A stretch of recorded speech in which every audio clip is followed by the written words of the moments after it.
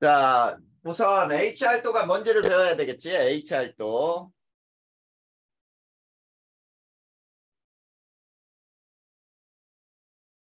자, HR도는 가로축을 뭐를 두고 있냐면 물리량에 자, 별의 표면 온도하고 자, 별의 표면 온도 대신에 쓸 수 있는 게 또 뭐가 되겠어? 색지수 있죠. 아, 네. 그 다음에 또 분광형. 자, 요걸 같이 사용할 수 있어. 요거는. 그리고 두 번째 세로축에서는 별의 광도 또는 절대 등급으로 사용할 수 있어. 자, 이렇게 X축과 Y축으로 이루어진 그래프를 HR도라고 불러. 자, 그러면 HR도상에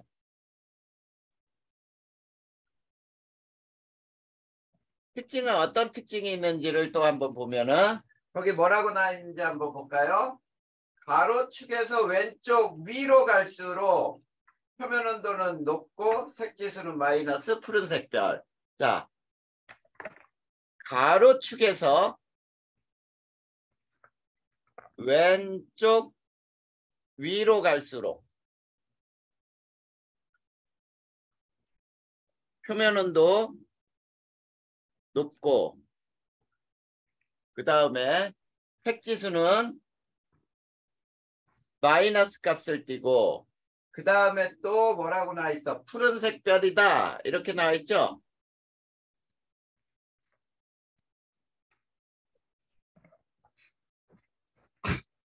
자, 그 다음에 두 번째 세로축에서 위로 갈수록 광도 크고 절대 등급은 낮아진다.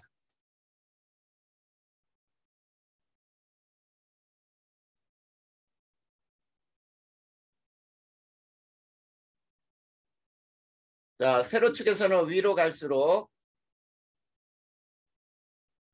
강도 크고 절대 등급은 낮아진다. 자, 절대 등급은 낮을수록 밝은 별이지요. 네. 그 다음에 오른쪽 위로 갈수록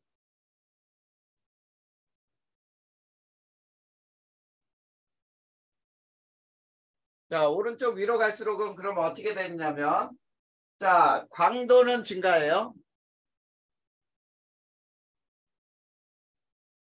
그 다음에 반지름이 매우 증가한다. 반지름이 크고 그 다음이 자, 밀도는 감소하겠지. 그래서 자, 이렇게 되는 거야. 그러면 자, HR도상에 자, 이렇게 위로 갈수록 어떠냐면 반지름 증가, 밀도 감소. 자, 요게 가장 중요한 상태가 되는 거야. 그 다음에 자, HR도상에 이제 별의 분류를 보면 자, 요게 광도라고 하고 요게 분광형이라고 하자.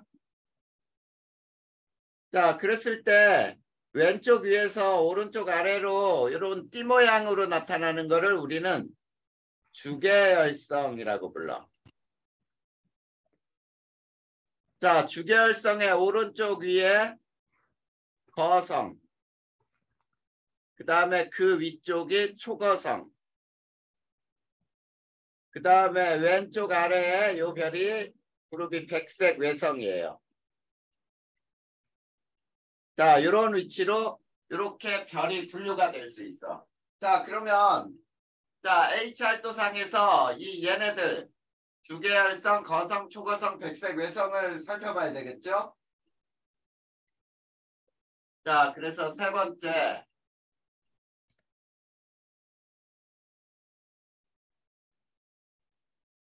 자, 첫 번째 주계열성. 자, 주계열성은 어떻게 나와 있니? 자, 왼쪽 위에서 오른쪽 아래로 띠 모양으로 분포한다. 왼쪽 위에서 오른쪽 아래로 띠 모양으로 분포한 별들을 우리는 주계열성이라고 하고, 자, 이 주계열성은 별의 약 90%가 속한다.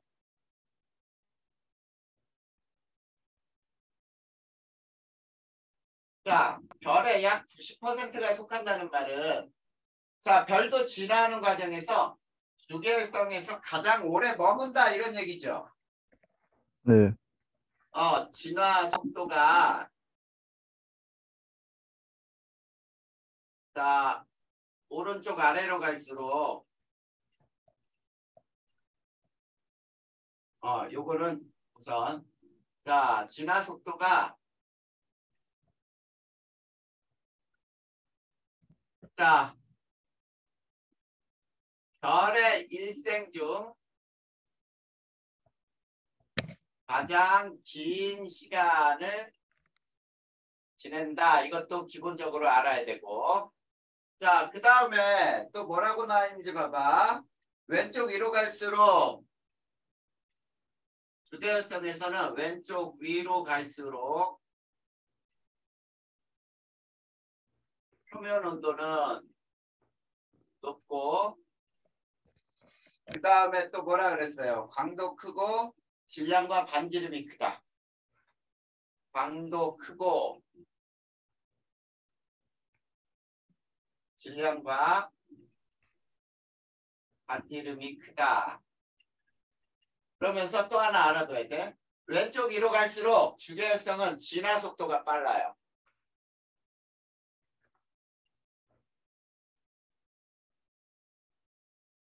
자, 요게 주계열성에 대한 얘기고, 그 다음에 두 번째 거성은,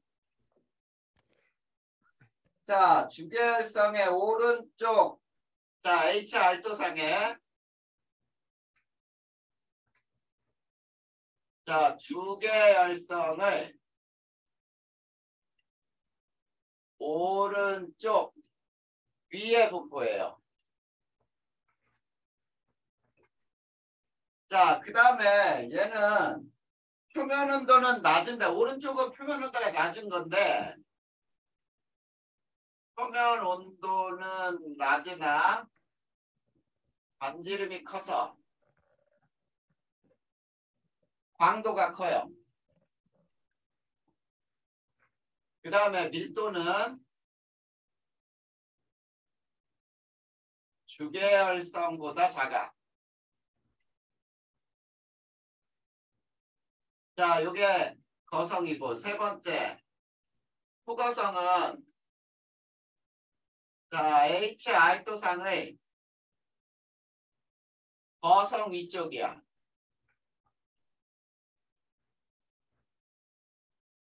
그리고 얘는, 자, 표면 온도는 역시 낮은데 크기가 매우 커서 광도가 매우 커요.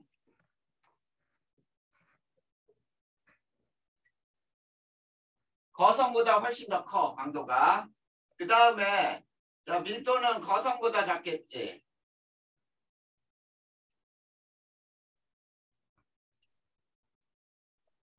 자, 이게 HR도상의 초거성이에요. 자, 그 다음에 백색 외성. 저 얼음 좀 갖고 와도 될까요? 가져와. 네.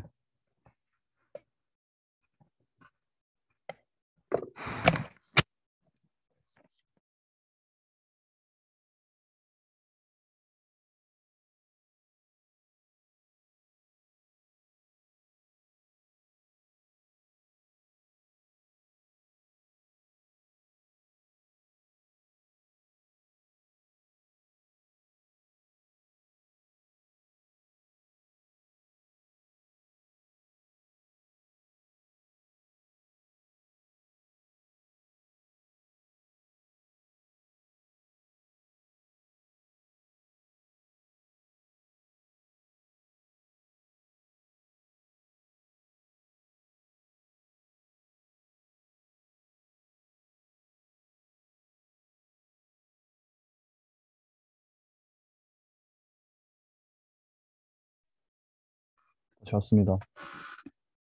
자, 이어서 자, 백색 외성은 HR도상의 왼쪽 아래예요. 자, 백색 외성의 경우는 표면 온도는 높으나 크기가 작아요. 그래서 광도가 작다. 그리고 자, 얘는 밀도가 매우 커요. 자, 이렇게 알아두면은 요게 HR도상의 별들의 분포에 대한 특징이야. 됐니? 네. 자, 그런데 이 별들을 있지 광도 계급으로 우리가 나눌 수가 있어 또. 그러니까 HR도상의 위치에 따른 분포로도 나눌 수 있지만 별의 광도 계급으로 나눌 수 있는 게 MK 광도법이라고 하는 것에 의해서 나눌 수 있는데, 자, 이 MK 광도법은 1등급부터 7등급까지 나눠요. 그런데 자, 이것도 외우고 있어야 된다. 1A, 1B, 2등급, 3등급, 4등급, 5등급, 6등급, 7등급 이렇게 나누는 거를 우리는 MK 광도법이라고 불러. 자, 그랬을 때 자, 1A라고 써 있는 건 뭐냐면 밝은 초거성.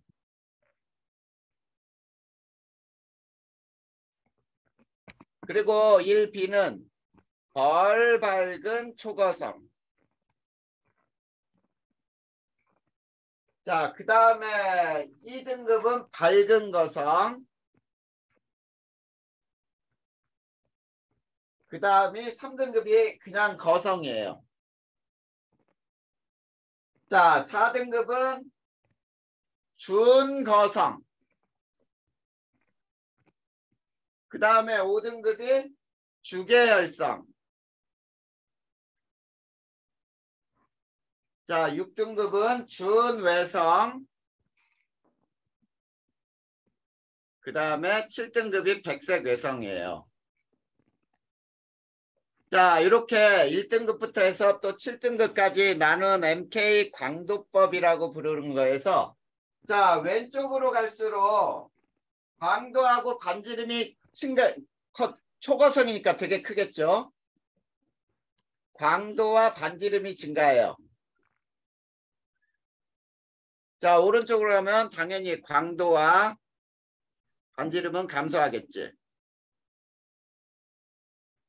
자, 요게 별의 분류야.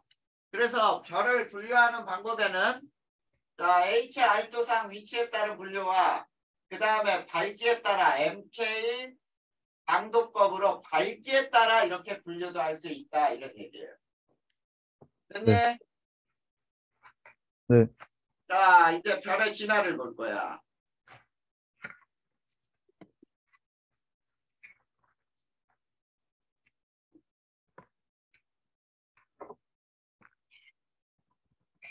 자, 이제 우선 첫 번째 별의 진화를 보기 위해서는 별의 탄생을 먼저 봐야 되는데, 자, 첫 번째 별이라고 하는 것은 무엇을 별이라고 하느냐면 핵융합 반응으로 스스로 빛을 내는 천체예요. 자, 요거를 우리는 별이라고 부르고, 그러면 별이 생기는 위치는 어디냐? 자, 별이 탄생하는 곳이죠.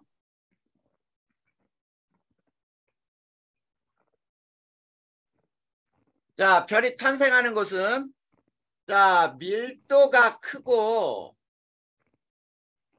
온도가 낮은 곳이야. 자, 온도가 높은 곳은 지체들이 흩어져 버려요. 모이지 않고. 그래서 온도가 낮고 밀도가 큰 곳. 암흑성은 같은 곳. 자, 암흑성운은 성운의 밀도가 커서 뒤쪽에서 오는 별빛을 중간에서 차단하는 곳이거든. 이런 곳에서 별이 탄생하는 곳이 되는 거야. 자, 그 다음에 별이 되기 위한 최소 질량이 있어요.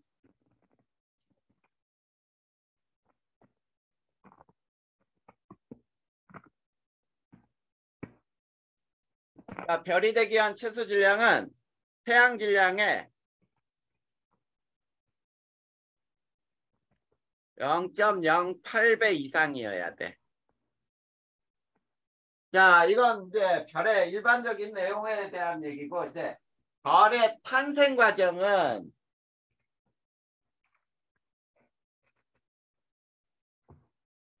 어떤 과정을 거치느냐면, 자, 제일 먼저 성운의 중력 수축이라고 나와 있어요.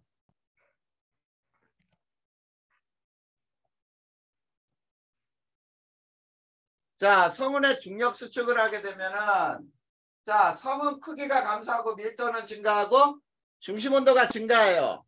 자, 크기는 성운의 크기가 감소하고 밀도는 증가하고 그 다음에 온도가 상승하게 돼. 자, 이렇게 중력 수축을 해서 이제 중심 온도가 올라가면 그 다음에 이제 뭐가 형성되냐면 원시별이 만들어져요. 자, 두 번째가 원시별 탄생이지.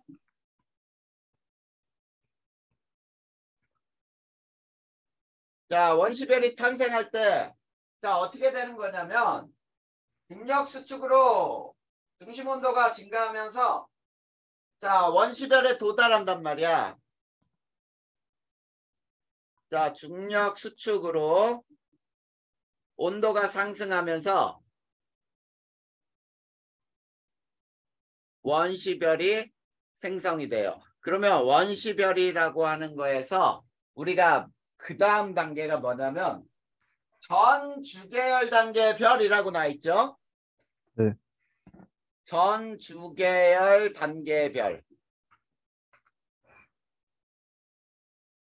자, 이건 무슨 말이냐면 주계열 단계 별의 전 단계다 이런 뜻이야. 아직 주계열성은 아니야. 자, 중력 수축으로 중심 에너지가 자, 대기로 전달이 돼요. 표면으로 전달되어 1000K가 되잖아. 이때 가시광선을 방출할 수가 있어. 자, 중심의 온도가 높아지면서 그 에너지가 표면으로 전달돼서 표면 온도가 1000K가 되면 이제 어떠냐면 가시광선이 방출되니까 자, 사람들이 볼 때 가시광선이 방출되면 볼 수가 있어. 그러면 저거 별이네라고 얘기할 수 있는 게 바로 전주계열 단계야. 그 다음이 바로 뭐냐면 이제 주계열성이 되는 거예요. 별이 되는 거야. 이게 주계열성이지.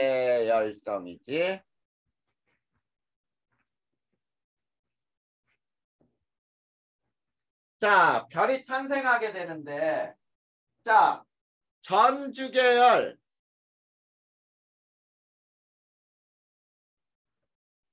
중력 수축을 해요 또. 자, 중심 온도가 자, 천만 K 나와 있죠? 네. 그치? 자, 1000만 K 이상이 되면은 이제 비로소 수소 핵융합 반응이 일어날 수 있어요.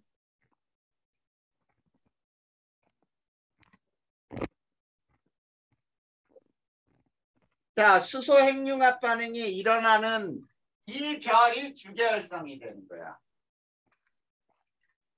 이해됐니? 네. 자, 그러면 세 번째. 원시별에서 주계열성으로의 진화는 어떻게 되는지 봐봐. 자, 질량이 매우 큰 원시별은 HR도상에서 수평하게 진화를 해요.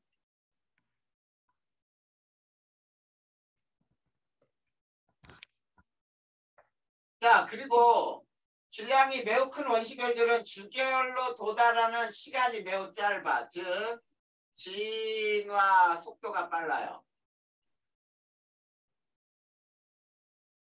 자, 걸리는 시간이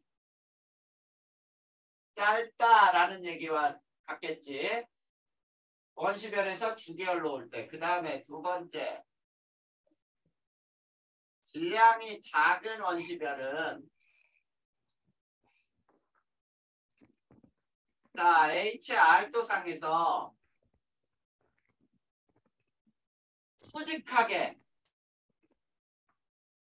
진화를 해요.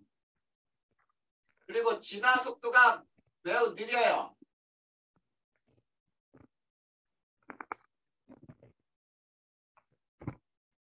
자, 시간이 길게 걸려요. 자, 그래서 저 HR도를 보면 이게 주계열성이야.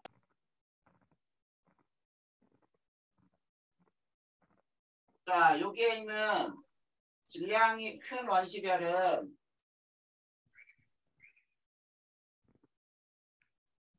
자, 이 수평하게 진화한단 말이야. 수평하게.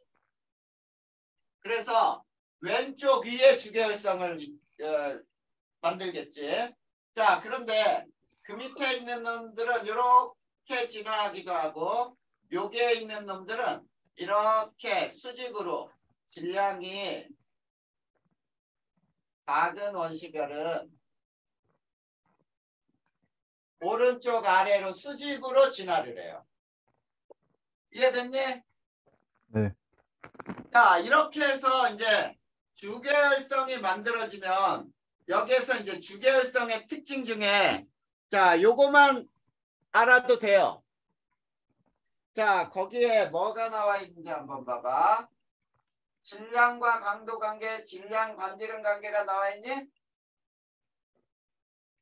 잠시만요. 그 4번 말하시는 거예요? 어? 아, 3번? 3번? 4번? 자, 거기 그래프. 네. 자, 요거 아무것도 아닌 것 같지만 알고 있어야 돼. 주계열성의 특징이야. 네. 자, 질량 강도 관계는 이러한 형태로 찍혀 있죠? 네. 자, 지금 무슨 얘기냐면 주계열성은 질량이 클수록 광도가 크다. 또 두 번째 그래프는 주계열성은 질량이 클수록 반지름도 크다. 이런 관계예요. 주계열성의 특징이야. 설명 나와 있지요? 네. 그래. 자, 이게 바로 원시별 탄생에서부터 성운 수축에서 원시별 생성부터 주계열성으로의 진화를 얘기하는 거예요. 자, 그러면 주계열성 이후의 진화는 어떻게 되는지를 배워야 돼. 자, 주계열성 이후의 진화. 자, 이걸 배우기 위해서 자, 첫 번째 우선 주계열성이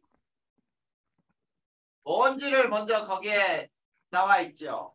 자, 별의 일생 중 가장 오랜 시간을 주계열성으로 보낸다 그랬죠. 네. 아까 설명했던 거와 똑같아. 별의 일생 중 가장 오랜 시간을 지낸다. 자, 주계열성에서는 에너지원이라는 게 있어요. 자, 주계열성의 에너지원은 무조건 주계열성은 수소 핵융합 반응이야. 수소 핵융합 반응으로 에너지를 생성을 해요. 그 다음에 두 번째, 별의 크기. 자, 주계열성은 별의 크기가 일정하게 유지가 돼요.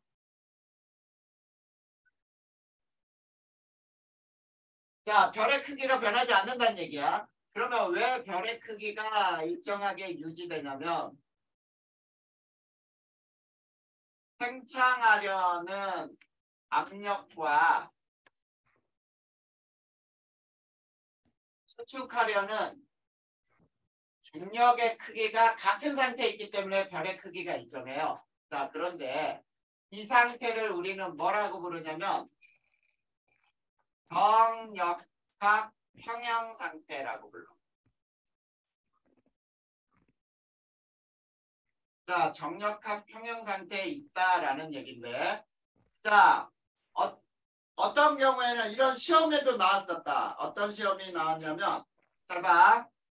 별의 크기가 이렇게 있을 때, 자, 여기에 중심 쪽으로 향하는 화살표 A, 바깥쪽으로 향하는 화살표 B라고 할 때, A하고 B가 같을 때는 이게 정역학 평형이죠. 네. 별 크기 일정이지. 네. 이렇게 되는 거야. 그런데 A가 B보다 클 경우에는 이걸 중력 수축이라고 불러요. 자, 중력 수축하게 되면 크기는 감소하겠죠. 네. 자, 그 다음에 A보다 B가 더 크면 어떠니? 팽창이 일어나지. 네. 그러면 크기가 증가하죠. 네. 자, 팽창할 때 거성이나 초거성이 만들어지는 거야. 이 팽창할 때. 자, 그러면 주계열 이후의 별의 진화 과정을 보기 위해서 두 가지를 우리가 비교해 볼 거야. 잠시만요.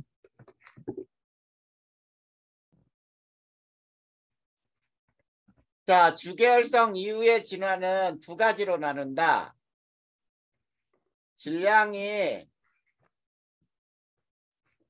태양 정도의 별과 질량이 태양보다 매우 큰 별이 있어요. 자, 질량이 태양 정도의 별은 주계열성에서 적색 거성으로 진화한 다음에 행성상 성운을 거쳐 백색 외성이 돼요. 자, 이렇게 되는 게 질량이 태양 정도의 질량을 가진 별의 진화야. 자, 그러면 첫 번째 과정을 볼까요? 주계열성에서 적색 거성이 되는 과정은, 자, 중심에 수소핵융합이 완결이 돼요.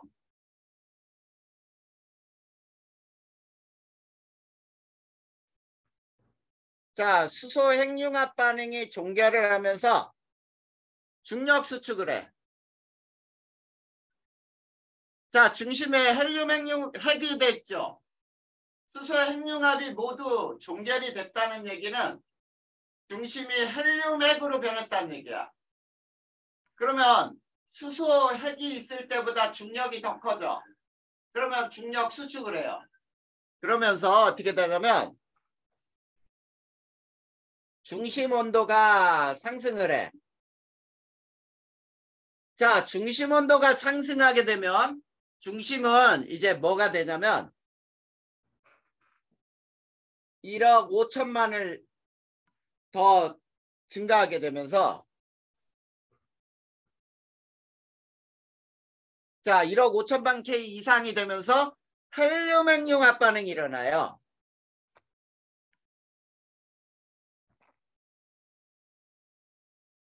자, 중심에 헬륨 핵융합 반응이 일어나면 중심 에너지가 자, 바깥층으로 전달이 되면서 바깥층에 있는 수소 핵융합이 일어나요. 자, 그러면 바깥층에서 수소 핵융합이 일어나면서 에너지가 또 생성이 되다 보니까 별의 크기가 팽창을 하게 돼. 자, 이게 적색 거성이 되는 거예요. 자, 그 다음에 두 번째 적색 거성에서 행성상 성운 백색 외성은 어떻게 만들어지냐면 자, 바깥 대기층이 쉽게 얘기하면 폭발을 해요. 우주로 흩어지는 건데 자, 이때 모양이 행성상 성운은 있지 반지 모양으로 흩어져요. 동그란 반지 모양으로 흩어지면서 자, 중심은 자, 중력 수축으로 자, 크기가 매우 감소해요. 자, 그래서 이 백색 외성은 이게 백색 외성인데 자, 헬륨 핵융합 반응이 일어난다 그랬잖아. 그치? 그러면 중심은 뭐까지 만들어지냐면 C나 O까지 생성이 돼요. 자, 그러니까 자, C나 O까지 생성된 다음에 탄소 핵융합이 일어나기 위한 조건이 안 만들어져. 백색 외성은. 그래서 더 이상 핵융합 반응은 일어나지 않아요.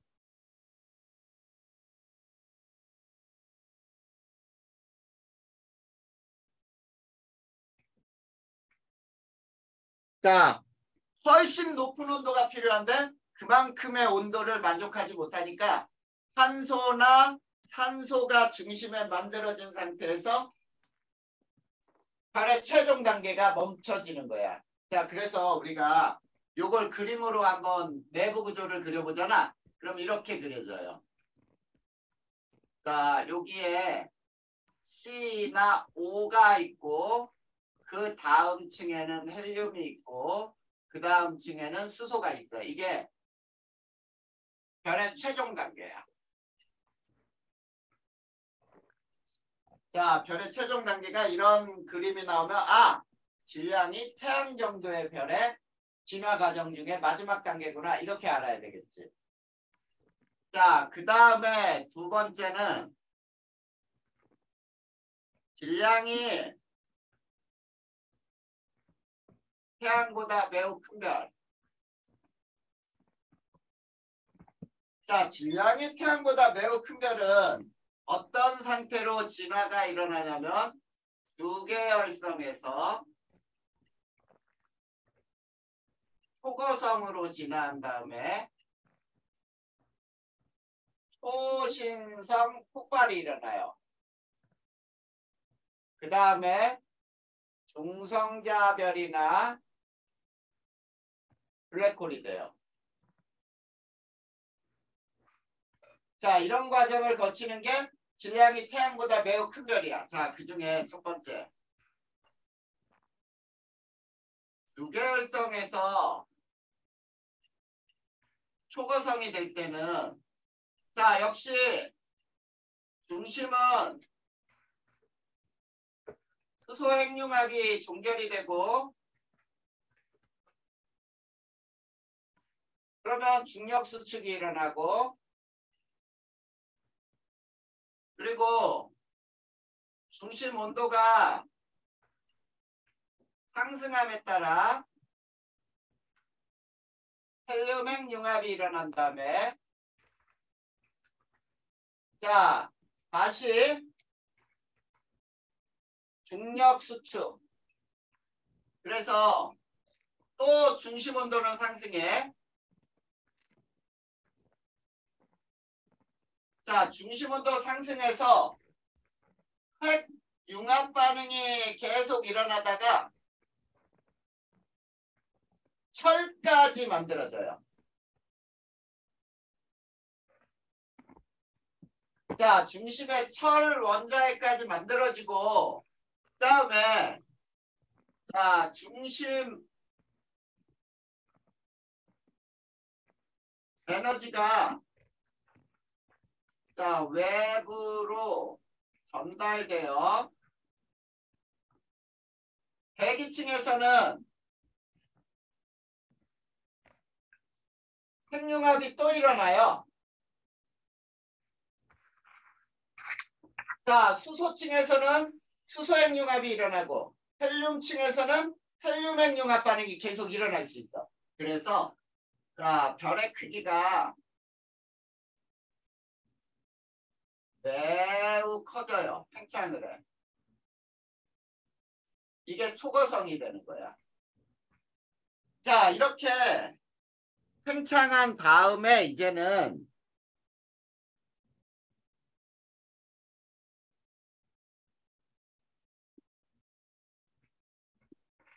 자 초고성에서 초신성 폭발, 중성자별이나 블랙홀이 되는 경우는 자 이 경우는 어떻게 되냐면 자 중심이 철 원자핵이 생성됐죠.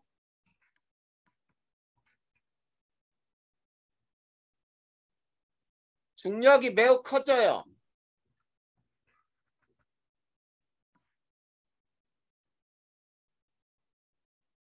자 중력이 매우 커지다 보니까 배기가 중력 수축하여 중심 핵과 충돌을 해요. 자 중심 핵과 충돌했을 때 이때 초신성 폭발이 일어나. 자 초신성 폭발이 일어날 경우에 이때 철보다 무거운 원소가 생성이 돼요. 자 그러면서 대기는 우주로 흩어져요. 자 대기는 우주로 흩어진 다음에 얘네는 또 다른 별 생성의 물질이 돼요. 자 그리고 바깥 대기는 흩어졌지? 중심은 중력 수축하여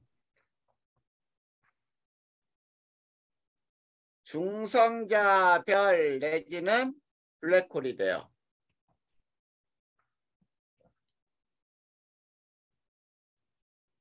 자 그런데 자 이 질량이 태양보다 매우 큰 별의 최종 단계는 어떠냐면 층이 되게 많아.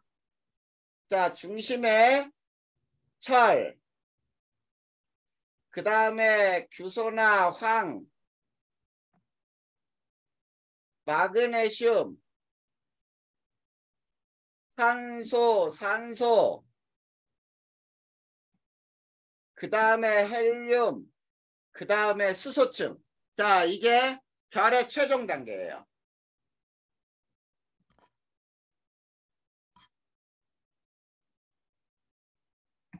질량이 매우 태양보다 매우 큰 별의 주계열성 이후의 최종 단계는 저처럼 중심부터 해서 원소들이 되게 많이 다양하게 분포하지. 네.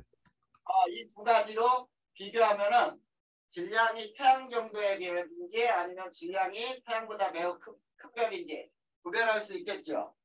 네. 네. 그래서 54페이지에 자 54페이지에 선생님 얘기한 것들 전부 설명이 되어 있다. 됐습니까? 네. 그래. 그 다음에 이제 별의 에너지원으로 계속 들어가 보자.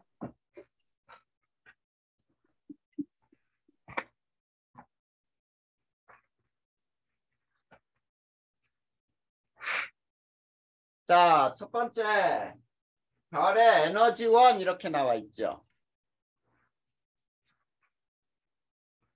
자, 별의 에너지원은 두 가지로 나눠져 있네. 중력 수축 에너지 이렇게 나와 있니? 네.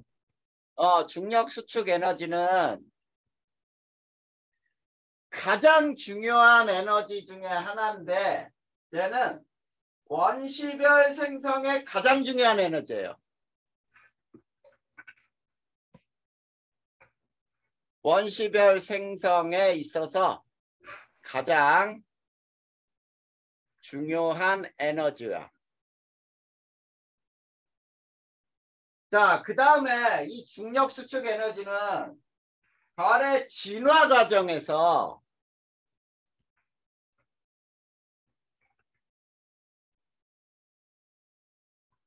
중심 온도를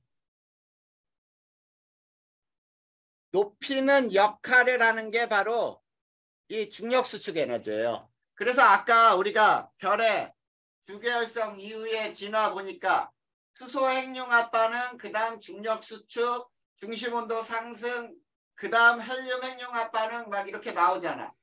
네. 그래서 중심 온도를 높이는 역할을 하는 이 두 번째 중요한 작용이야. 그 다음 두 번째가 거기서 보면 수소 핵융합 에너지.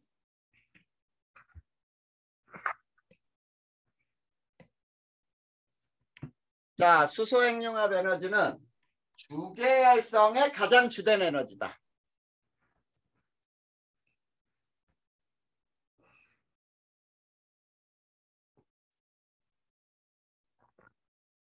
자, 주계열성의 가장 주된 에너지를 우리는 수소 핵융합 에너지라고 불러요. 그러면 두 번째 수소 핵융합 에너지에 대해서 배워보면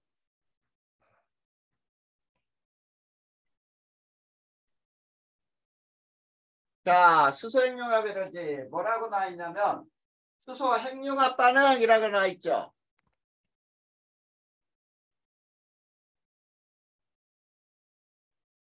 자, 수소 핵융합 반응은 4개의 수소 원자핵이 융합하여 하나의 헬륨 원자핵을 만드는 반응이다. 이렇게 나왔어요. 자, 4개의 수소 원자핵이 하나의 헬륨 원자핵을 만드는 반응.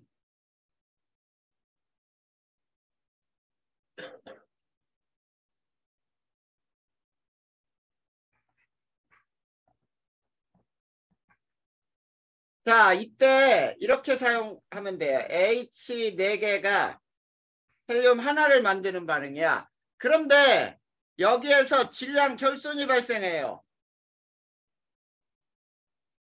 자, 거기에 보면은 질량 결손이 약 몇 퍼센트 나온다고? 0.7%요. 0.7%의 질량 결손이 발생을 하고 에너지 등가의 원리라는 게 있어요. 델타 E는 델타 MC 제곱이라는 식인데 이건 몰라도 되지만 질량 결손이 에너지로 전환이 돼요.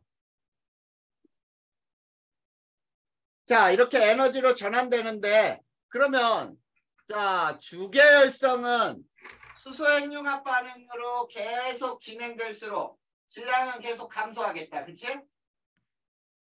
왜냐하면 0.7%의 질량 결손으로 에너지로 전환이 될 테니까. 자, 그래서 주계열성의 별은 점점 감소해요. 물론 다른 별들도 핵융합 반응이 일어나면 질량 결손이 일어나면서 에너지로 발생하는 거야. 자, 그런데 주계열성의 에너지원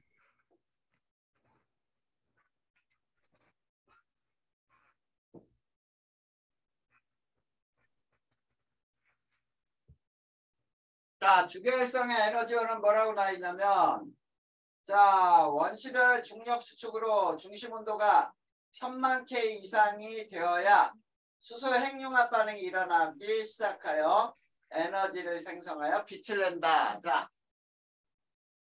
중심 온도가 1000만 K 이상이 되면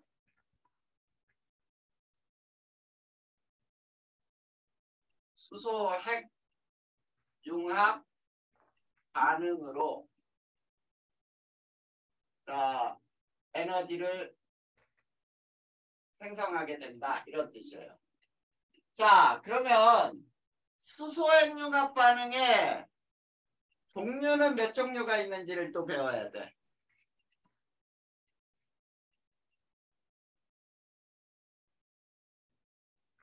저 얼음 좀 더 갖고 올게요.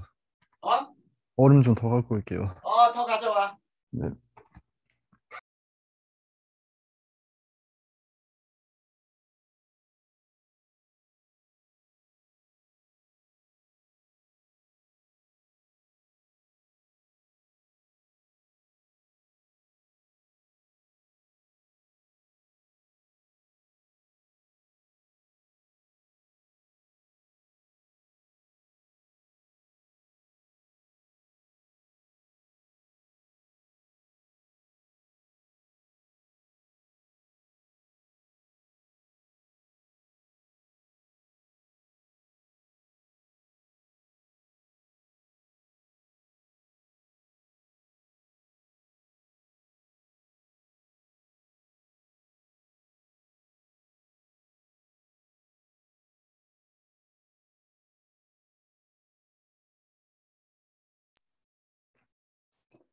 갔다 왔습니다. 자, 수소핵융합 반응의 종류 이제 들어가 보자.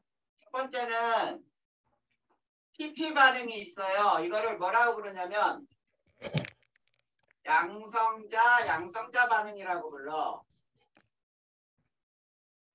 자, 양성자 수소 원자핵이라는 얘기예요. 자, 양성자가 반응하여 수소 핵융합 반응이 일어나려면 자, 질량은 태양 정도이고 자, 중심 온도가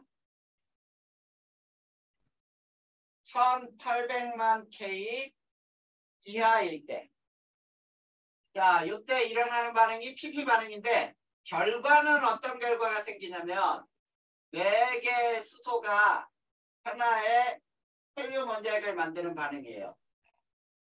자, 그런데 CNO 순환 반응이 있어. 자, 얘는 질량은 태양보다 크고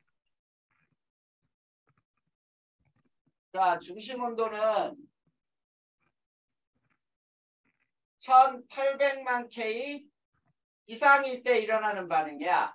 자, 그러면 얘도 결과는 어떠냐? 4개의 수소 원자핵이 하나의 헬륨 원자핵을 만드는 반응으로 똑같아. 그런데 여기에서 CNO 역할은 촉매 역할이에요. 자, 그 다음에 이 그래프 하나도 잘 봐야 돼. 여기는 온도고 그 다음에 여기는 에너지 효율이에요. 자, 그랬을 때 이렇게 나온 그래프가 있고 이렇게 나온 그래프가 있어. 이게 CNO 순환이고요. 이게 PP 반응이야. 자, 그런데 태양은 1500만 K에 해당돼.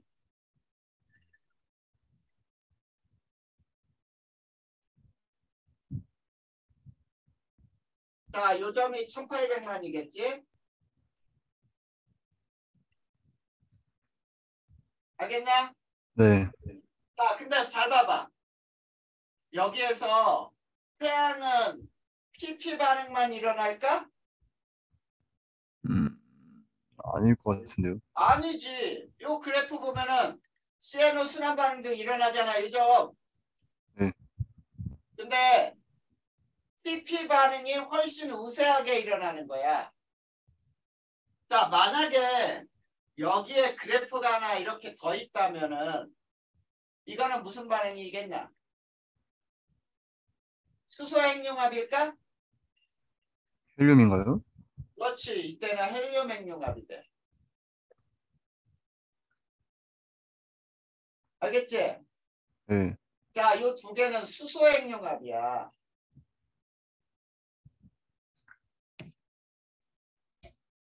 자, 이런 형태로 알아두면 되겠다. 됐지요? 네. 요거에 대한 설명이 쭉 밑에 그대로 돼 있는 거야. 자, 읽어보면 되겠네. 그 다음 페이지로 넘어가자. 잠시만요.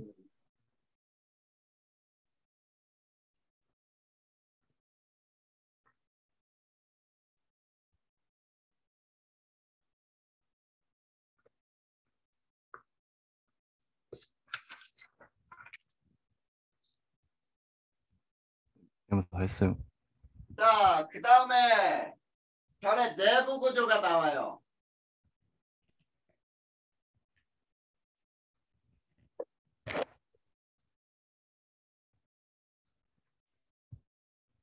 자, 별의 내부 구조도 두 가지만 정확하게 알아두면 되거든. 자, 우선 첫 번째. 정역학 평형이라는 말이 나와 있는데 아까도 얘기했죠. 별의 크기가 일정할 때 주계열성에서 정역학 평형이 일어난다. 그래서 팽창하려는 압력과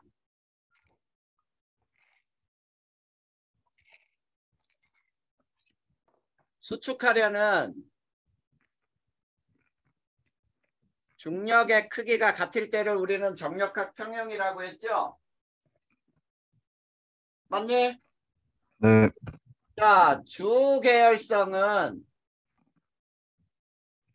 정역학 평형 상태이므로 크기가 일정하게 유지된다. 일정하다. 자, 그러면 별의 내부 구조를 볼 거야. 이거를 알아란 얘기야. 별의 내부 구조. 자, 첫 번째. 그냥 이렇게 알아두세요. 질량이 태양 정도. 자, 질량이 태양 정도의 내부 구조는 이렇게 나와요. 자, 별의 중심에 핵이 있고, 자, 그 다음이 복사층이 있어. 자, 복사층이라는 건 아무것도 없는 빈 공간이고, 그 다음에 이쪽이 대류층이거든. 그리고 대류층에서는 이렇게 대류 현상이 일어나요. 자, 근데 질량이 태양보다 매우 큰 별. 자, 질량이 태양보다 매우 큰 별은 중심에 대류핵이 있어. 여기에서 대류 현상이 일어나. 자, 이런 형태로 그려져 있으면 아, 질량이 태양보다 매우 크구나. 그 다음에 이쪽에 대류층, 복사층이 있는 거예요.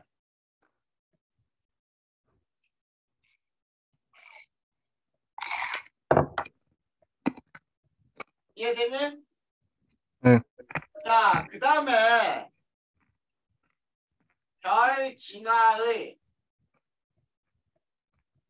최종 단계를 역시 여기서도 질량이 태양 정도. 자, 그 다음에 두 번째 질량이 태양보다 매우 큰 별 이렇게 구별돼 나와 있죠.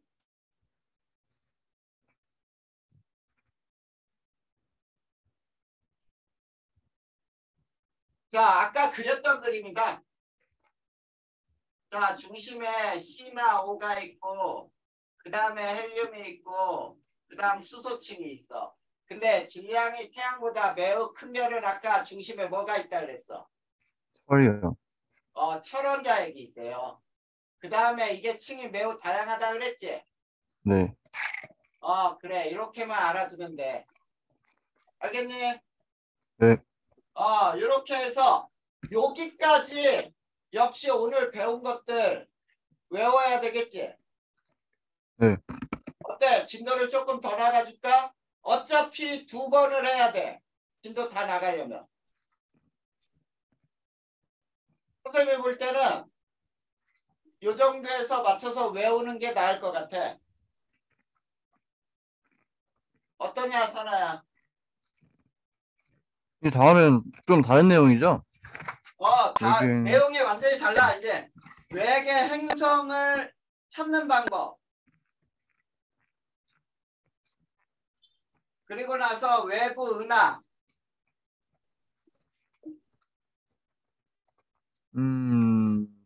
좀 더 해도 될 것 같은데요? 그러면 조금 더 해줄까? 네. 그래. 그러면 외계 행성의 탐사까지만 한번 들어가 보자. 네.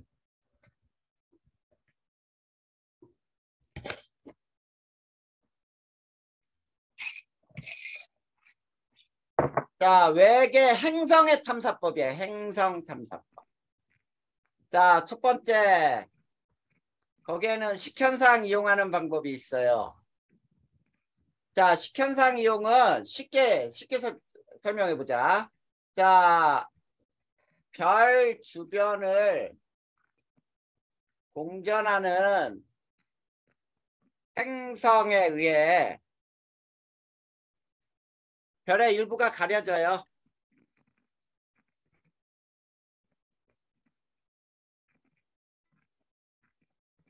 별의 밝기가 변하는 거야. 얘는 밝기가 주기적으로 변한다. 자, 이런 현상을 이용해서 행성을 알아내는 건데 행성 반지름이 클수록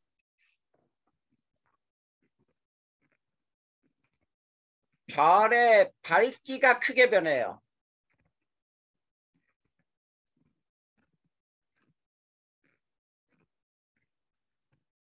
그렇기 때문에 행성 유무 판단이 훨씬 용이해져요. 자, 그 다음에 세 번째. 자, 뭐냐면은 관측자 시선 방향과 행성 공전 궤도면이 나란할 때 효과적이에요. 자, 수직일 땐 사용 못해.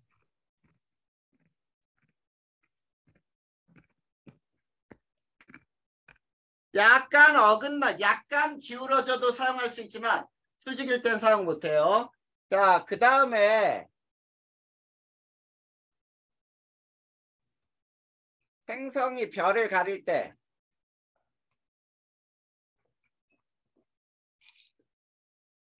행성 대기를 통과하는 기체 스펙트럼을 관찰 시 행성의 대기 성분도 알아낼 수 있어.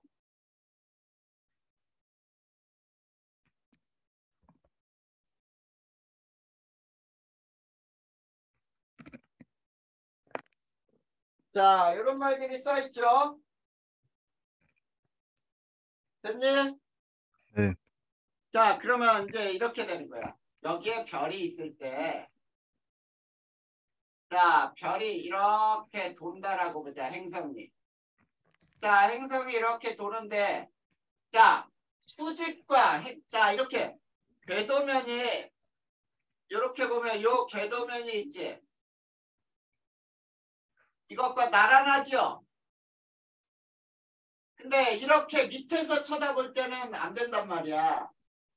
네. 활용할 수가 없어. 근데 자, 선생님은 그림을 어떻게 그릴 거냐면 이게 별이 있고 행성이 이렇게 지날 때 이렇게 가리는 그림을 그릴 거예요. 이렇게 앞에서 쳐다보는 거야.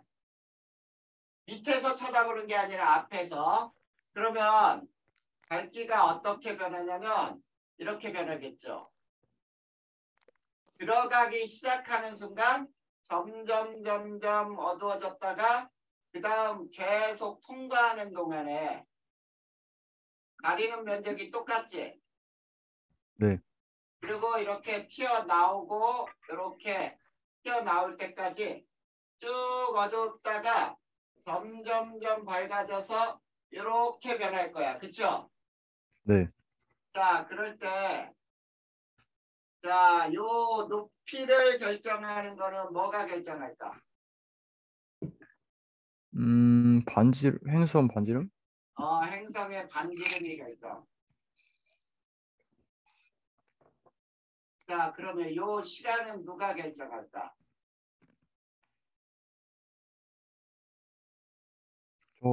별의 반지름인가요? 별의 행성의 공전 궤도? 공전 궤도? 공전 아닌가? 주기. 자, 행성이 빨리 돌면 어때? 쑥 지나갈 거 아니야? 그게 행성의 공전 주기죠. 선생님, 저거 혹시 막 저기서 계산하는 건 교육과정 개정되면서 빠진 거 맞나요? 이거 교육과정에서 빠졌냐고? 네. 아니, 안 빠졌어요? 이거 시험 문제 되게 잘 나오는데? 반지름, 그래요? 안 계산하는 것도 안 빠졌어? 빠졌어요? 누가 빠졌대? 빠진 줄 알았어요. 자, 행성의 발견법에 되게 중요한 거야. 시험 문제 잘 나와요. 네.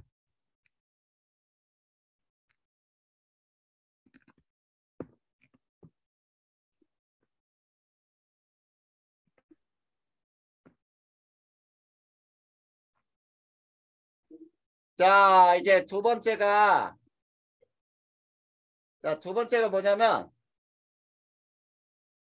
자, 별빛의 시선 속도를 이용하는 방법이에요.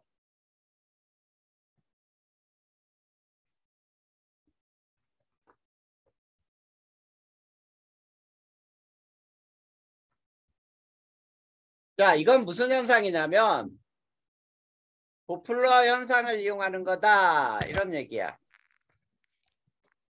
자, 접근하는 빛은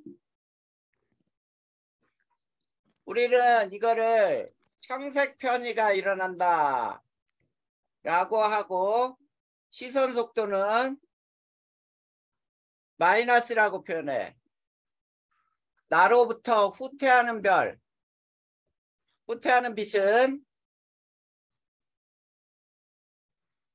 적색 편의가 일어나고 시선 속도는 플러스라고 표현을 해. 자, 그러면 시선 속도 변화를 이용하는 방법은 자, 공통 질량 중심으로 별과 행성이 서로 공전할 때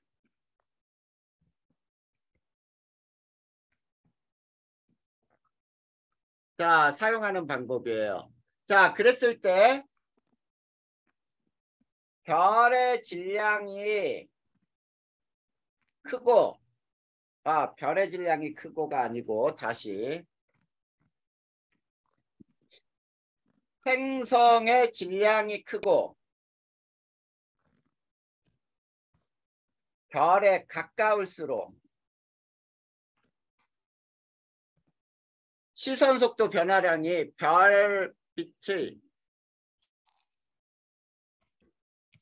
시선 속도 변화량이 커요.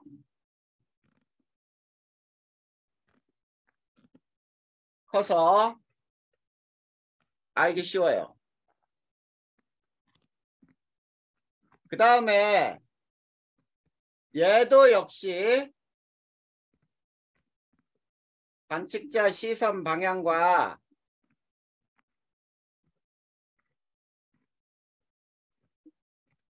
행성의 공전 궤도면이 나란할 때 효과적이야.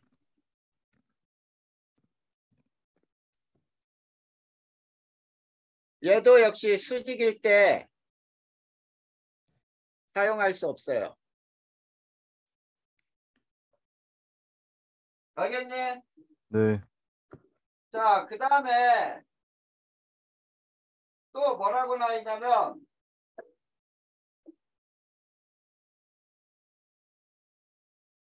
뭐 이런 그런 말밖에 없네. 자, 그 다음에 네 번째 식현상을 이용할 수도 있다.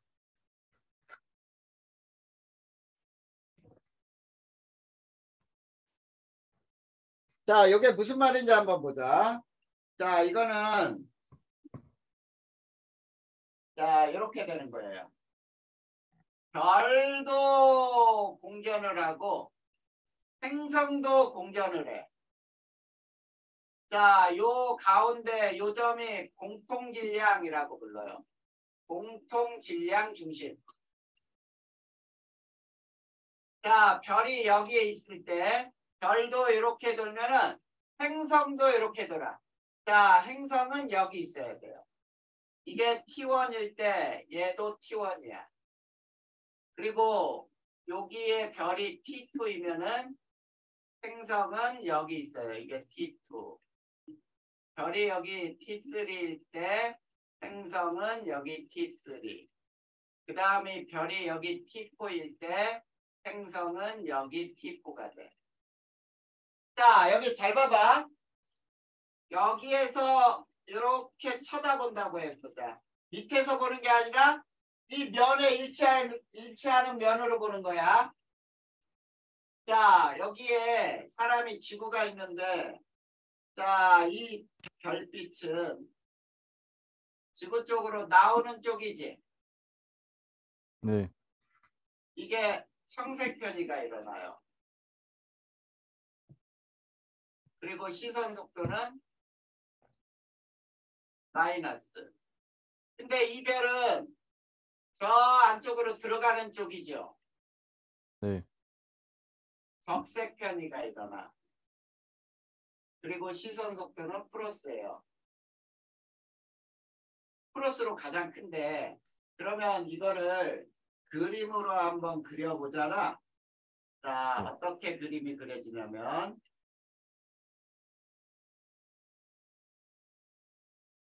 자, 이건 시선 속도. 여기 플러스, 여기 마이너스.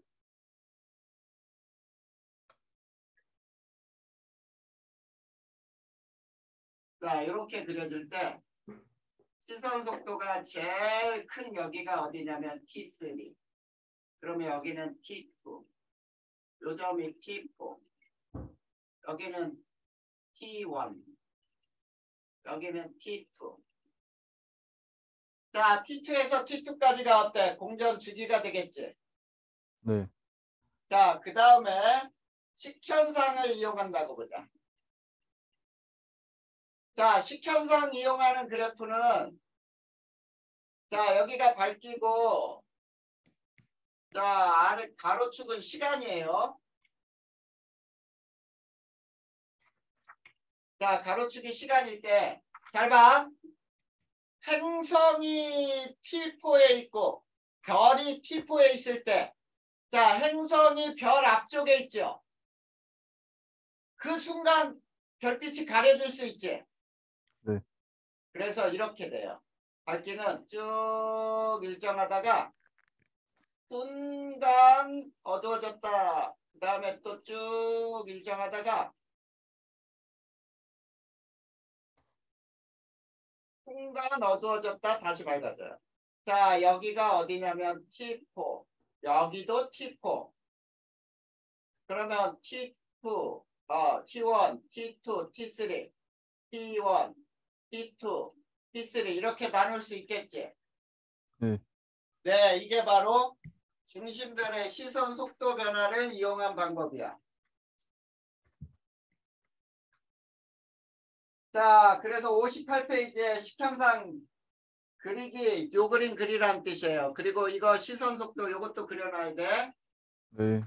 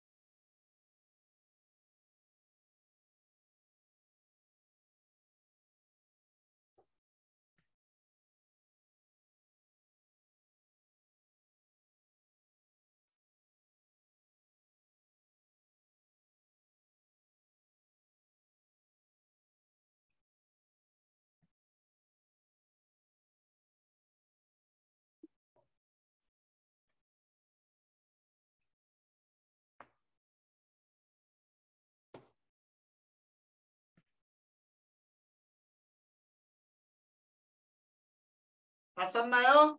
아니요, 잠시만요.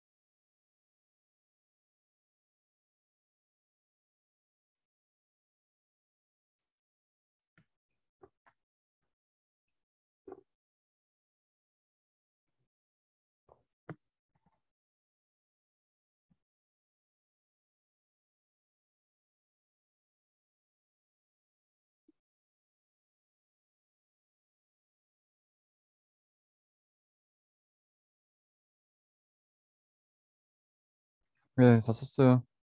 자, 그러면 이제 미세중력 렌즈 현상 이용하는 게 뭐냐면, 자, 배경별의 별빛이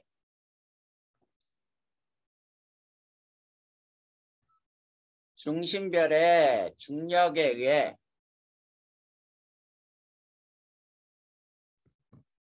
미세하게 휘는 현상을 이용해요. 그러면 자, 그 다음에 배경별의 밝기 변화를 관찰하여 중심별의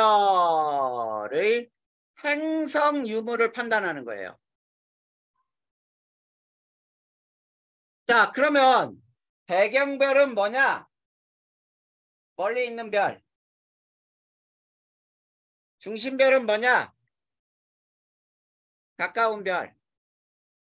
그 다음에 배경별 밝기는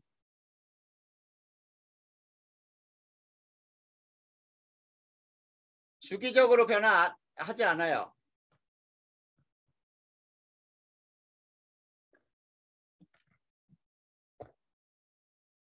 딱 한 번 가장 밝아요.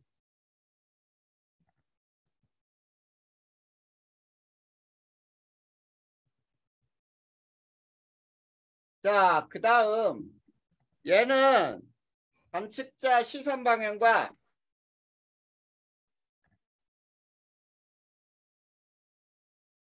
관계없이 관찰이 돼.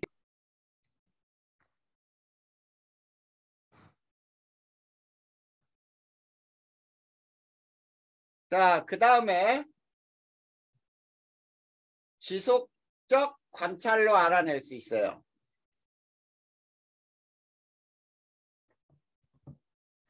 자, 지속적인 관찰을 해야 알 수 있다. 그러다 보니까 발견수가 가장 적어. 자, 이건 뭐냐면 이런 뜻이에요. 자, 보자. 자, 요게 지구야. 여기 가까운 별이 중심별이 있어요. 이걸 중심별이라고 불러. 자, 멀리 배경별이 있어요. 자, 요게 배경별이야. 자, 그런데 선생님이 준 자료에는 중심별이 가운데서 움직이지. 그림 봐봐. 별 중심별이 A가 화살표 쭉 그어져 중심별이요? 있잖아. 에? 아, 잠시만요. 중심별이 가운데서 위에서 아래, 밑에서 위로 진행 방향 이렇게 써 있지 않아? 네, 맞아요. 그러니까 중심별이 움직이는 거야, 거기에서는. 네. 근데 선생님은 이 그림에서 배경별을 움직일 거예요. 알겠니? 자, 배경별이 이렇게 이동을 한단 말이야. 이해되지? 네. 자, 중심별을 움직이는 거하고 배경별을 움직이는 건 똑같아. 자, 여기 봐. 별이 여기에 있을 때 이 별빛은 이렇게 진행한 빛은 지구로 올 수 있니 없니? 자, 이렇게 진행한 별빛은 지구로 못 오죠. 직진하면. 네. 근데 이 별빛이 지구로 오는 이유가 뭐냐면 여기에서 중심별을 지날 때 중심별 중력 때문에 이렇게 휘어져서 지구로 와요. 근데 가운데 있을 때는 요렇게 출발한 빛도 중력 때문에 휘어져서 지구로 오고 요렇게 출발한 빛도 중력 때문에 지구로 올 수 있어. 그래서 이때가 가장 밝게 관측이 돼.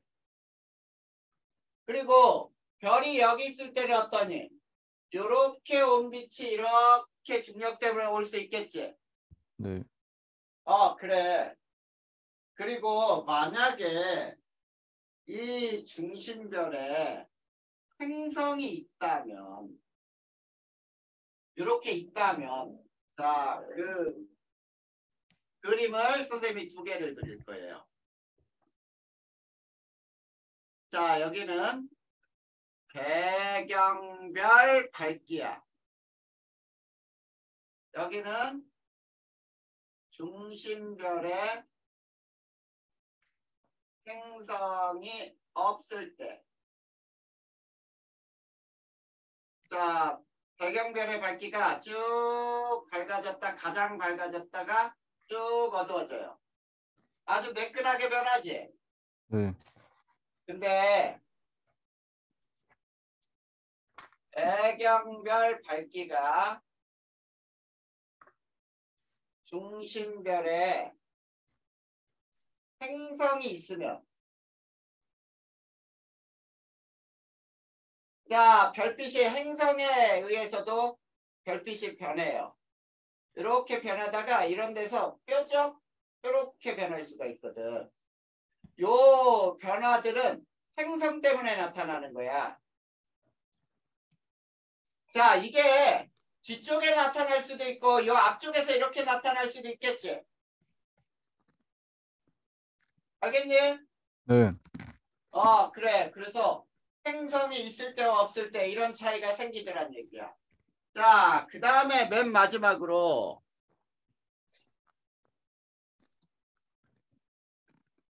자, 여기에서는 선생님이 뭐를 움직였어요? 배경별을 움직였지? 네. 근데 중심별을 이렇게 움직여도 상관없어. 그래도 네. 똑같은 그래프가 나와. 알겠지? 네. 자, 그 다음 네 번째 직접 관찰. 별이 너무 멀면 관찰이 어려워요. 그리고 별빛을 차단하는 차단막을 설치를 한다. 자, 그게 무슨 말이냐면 요게 별인데 지구가 여기에 있다고 해봐. 별빛이 너무 강해. 여기에 행성이 이렇게 돈다고 볼까요? 자, 그럴 때 별빛을 차단을 해버려요. 이게 차단막. 자, 차단막을 설치하면 별빛은 지구에 안 들어오지. 근데 별이 행성에 별빛이 반사돼서 반사된 빛은 지구로 들어올 수 있죠. 네. 이 별빛을 측정하는 거야. 반사된 빛을. 네. 자, 그러면은 행성이 있으면은 반사된 빛이 들어올 수 있지. 행성이 없으면 저 별빛이 안 들어와요. 반사돼서. 네. 그래, 이런 방법으로 직접 관찰을 할 수 있어. 이것도 역시 시선 방향과 행성 공정 궤도면과는 전혀 관계없이 사용할 수 있어. 네. 자, 나머지는 읽어보면 되겠다. 그쵸?